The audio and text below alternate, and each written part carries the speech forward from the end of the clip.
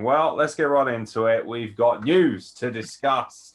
And of course, the big news is what has been announced today. WWE announced Bray Wyatt has been released. WWE has come to terms on the release of Bray Wyatt. We wish him the best in all of his future endeavors, WWE wrote. Bray Wyatt gone from WWE, at least for now.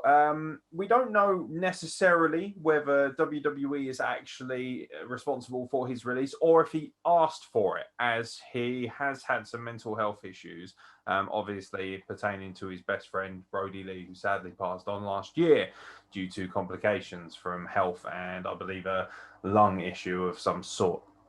Ever since then, Bray Wyatt has kind of struggled to really find his footing on TV, and after WrestleMania, he hasn't been seen. And there has been rumors for a large amount of time that he has been struggling with his mental health, and that WWE has considered releasing him. And that's come to fruition today. What's your reactions to Bray Wyatt being released by WWE?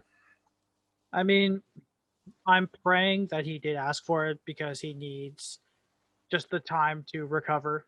Because, like you said, the mental health after Brody Lee passed away, which, nothing's more important than you. So take the time, fuck the company, do whatever you need to do, and hopefully, just be okay. Because we love Bray Wyatt. We all love Bray Wyatt, but we want him to be okay as a person before he graces our screens again. Yeah. It's a bit of an awkward one, to be honest. You look at the outpouring of love and respect from his fellow professionals. Alexa Bliss, I really am at a loss for words, Alexa wrote. No, nobody fucking cares what you think, Amazon Echo, because it's got to fucking chime in at every possible opportunity. Yeah, no, she's not the only one. I don't know if you saw Mickie James's tweets. Quite inflammatory, it has to be said, to be honest. She did clarify them later on. She initially tweeted, when she quote tweeted the Future Endeavors tweet, Mickie James wrote, "I think what you meant to say was, thank you so much for coming up with such an incredible gimmick time and time again. One so cool and over. One so cool and over." Oh, okay, yeah, fair enough. Shit English. "We really didn't know how to book it right," James wrote. "So we just gave it to someone else so we can still make all the money off of it and let you go." She then clarified her tweet and said, "This isn't against Alexa Bliss. I love her," James wrote. "She's an incredible performer who is killing it in a role she was given." No, she's not. She always does. "We as artists take every role we're given and turn it into gold. He, she, they both did that, like it or not. Facts are facts. So sorry if that offends you." I mean, I like Mickie James a lot, but to be honest, when you have to put facts are facts at the end, like, you don't know fully and factually, even if you're in the company, whether they've released them for that exact role. I don't personally believe that Bray Wyatt has been released just so Alexa Bliss can use the gimmick and he can't, because it doesn't have even nearly as much credibility when it's just being used by her. The inevitable question is obviously going to be, where does Bray Wyatt go from here once he's healthy enough, once he's feeling fit enough and well enough mentally to wrestle again? Where do you want to see Bray Wyatt?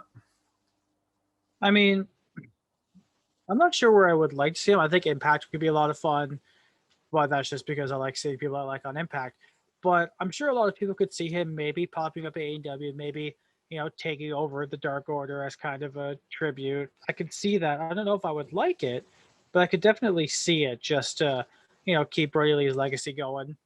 I don't think he could pull off Fiend stuff in Japan. I don't think it would be received as well because they're more like, real people beat the shit out of each other every day. He's definitely gonna stay in the States somewhere, I think, but I don't think I'm picky where. I just want to see him on TV again.